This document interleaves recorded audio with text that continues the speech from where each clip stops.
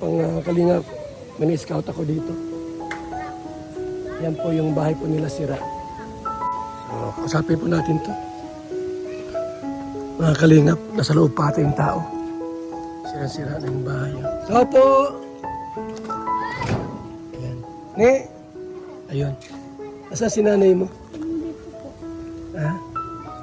Hindi si nanay mo? Ayan. Si tatay mo wala dyan?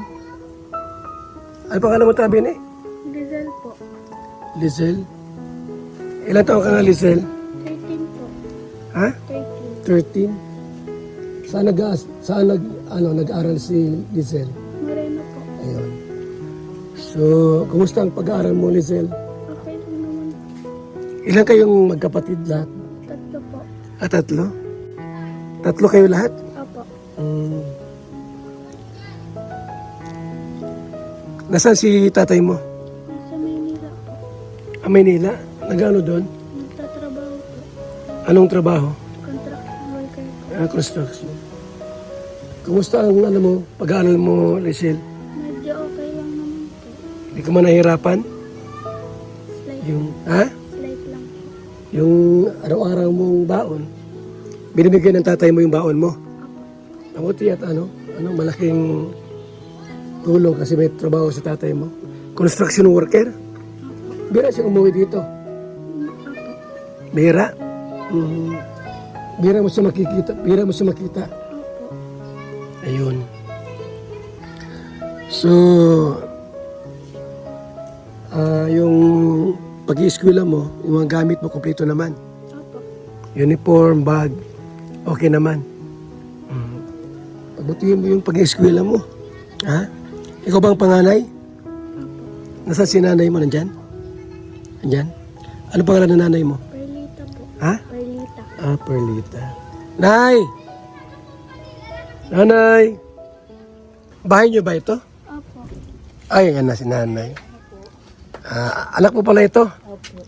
Nakita ko sa labasan kanina, ay na-approach ko, kilala pala ako niya.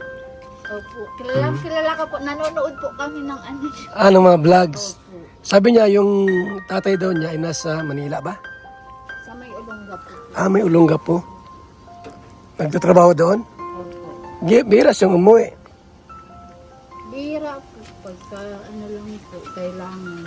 Emergency lang po. Pagka kailangan. Tapos, mabuti po nagpapadala ng pera sa inyo. Opo, pag po, kada sahod po ng ay Sabado. At tuwing Sabado nagpapadala. Mabuti naman po at siyempre yung anak mo nag-eskwela. Ilan ba anak mo lahat? Pang-tatlo na po. Dalawa. Pang-tatlo yan. Siya bang panganay? Pinakapanganay. Pinakapanganay si Lizelle. Sabi ko kay Lizelle, mag-aaral na mabuti. Ha? Kumusta ang pag-aaral mo, Lizelle? Okay lang po. Huwag mo lang magbarkada. Di ba? Kasi ang barkada, nandyan lang yan. Kaya hindi lahat ng barkada ay nakakabuti sa atin. Minsan may mga barkadang mapapasama, mapapaaway, mapapalaban. Di ba? So, kumusta naman natin ang buhay nyo dito? Okay naman kayo? Malakas naman po kahit pa paano. Nakakaraos naman kayo araw-araw? Ano lang po, kumbaga sa pagkain, panggastos. Okay naman po kaya lang. Kulang pa rin po, pinano po ang bahay namin. Hindi namin. Yung nga, no? Bahay nyo ba ito, te? Ano po, ngayon po, kami po ang nakatira pero yung papa ko po sa kanya. Matagal na kayo dito. Nasaan yung papa mo? Nakahiwalay man na po. Kami na po ang pinano. Kayo ang pinatira dito. Nandun po sa isa kong kapatid. Wala man mga daing si Lizelle sa'yo? Wala man siya mga hinaing o ano? Hindi ko nga po masyadong naano yung pampiin. Hindi ko na Wala ka naman, Lizelle, mga problema. Kasi yung tatay mo pala ay nagpapadala linggo-linggo. Ano? Sapat naman yung pinapadala sa inyo? Ha? Sapat naman ate yung binibigay ni ano?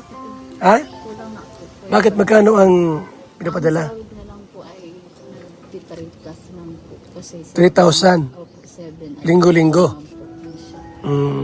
Kaya nga po yung ibang kakulangan nito namin sa kagaya po ng pampiin ang hindi namin mabigyan. Ayun. Gawa ng kulang-kulang na po. Mm. Dalawa na po yung nag-aaral. Ilan taon na yung isa? Ano na po, mag-7 po ngayong October. Anong grade nung ano? Grade 2 po. Grade 2. Okay. So, okay man ang pag-eskwela mo? Ha? Hindi ka naman nahihirapan? Sabi ni nanay mo, wala ka daw uniform PE. Oh, di siya reklamador? Nareklamo din naman. Nareklamo din naman po yan. Tama. May panahon bang wala kang baon? Ha? Wala naman. Sumagot ka ng maayos at in-interview kita. Sabi ka ng totoo. Mayroon bang panahon na wala kang baon? Hmm? Ha? May panahon na walang baon? Meron. May panahon ba na naglalakad ka na lang? Hindi naman. Meron po. May time ba naglalakad na lang siya? Opo. Minsan nasabi na naman, nagbakal pa. Bakit? Walang baon? Apo, kulang. Kulang? Tapos pag kulang ang ano mo, saan ka lumalapit? Sino hinihingan mo? Si mama mo. Kinabukasan, may baon na. Mabuti naman na at lagi kang may pera, no? Nangihiram lang po talaga minsan. Pag walang wala na po talaga. Ha? Nangihiram na po sa lapit pa. Kasi mga talaga. Minsan? Mabuti, wala kang utang sa tindahan. Meron din. Meron naman po. Ha? Meron po. Hindi po maiwasan Di may iwasan na may nakakautang ka sa tindahan, ano? po. Gawa ng dalawa po yan. Mabuti si mister mo, mabait. Yun naman po. Birang umuwi dito, mister mo. Bakit daw? Kasi po, sayang pamasahe, malayo po. Double ano po siya dalawang sakay po siya yung pamasahe po. Ayun. At least, nag-eskwela si Lisel. Kumusta Lisel ang grade mo sa school?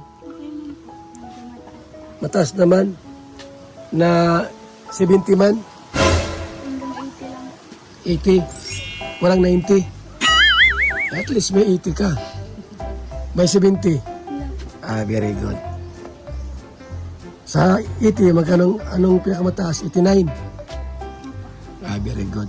Talagang tulungan mo pamilya mo at ikaw ang inasahan nila pagka may trabaho ka na. Nung ano nga kuya ba, yung grade 7 po siya. Bumagsak po yan. Bakit? Kasi napabayaan ko po. Bumagsak siya? Bakit? Napabayaan ko din po. Napabayaan mo siya sa pag-aaral? Bakit napabayaan ka ng nanay mo? Anong naramdaman mo noon? Wala alam na. Ha? Nagalit. Sino? Nagalit sino? Bakit? Hindi na po ako nakakapasok dahil lang bakit. Kailan yun? Yung grade 7 po. Sumama ang loob mo. Summer po yan. Ha? Nag-summer po yan. Masakit yun, yung gano'n. Ba't mo siya napabayaan? Ano po kasi yung time na dalawa na po yan. Talagang may time po rin tapos na tapos. Kulang na yung padala ni mister mo. Bago ang mga uniform mo. Luma ang mga uniform niya. Po niyan, bigay lang po ng pinsan niya. Buti kasya naman. Yung sapatos niya kasya naman. Yan lang po, wala na po talaga siya. Di siya nagreklamo din naman. Mareklamo po yan, mareklamo po yan sa akin. Sa'yo. Pero sa ibang tao po, hindi. Kailan wala ka namang magawa at wala ka naman din siguro pambili. Ikaw ni, anong sakali niya magkapira si Kuya Bal, anong request mo kay Kuya Bal? Masilpon ka, magkajowa ka niyan. Wala kang cellphone? Ha? Kailangan ba ang cellphone natin? Wala po yung cellphone. Yun nga din po, yung pong grade 7 siya at kasagsagan po ng online. Kaya medyo nagbagsak din po. Wala siyang Wala siya po. cellphone. Wala siyang magamit.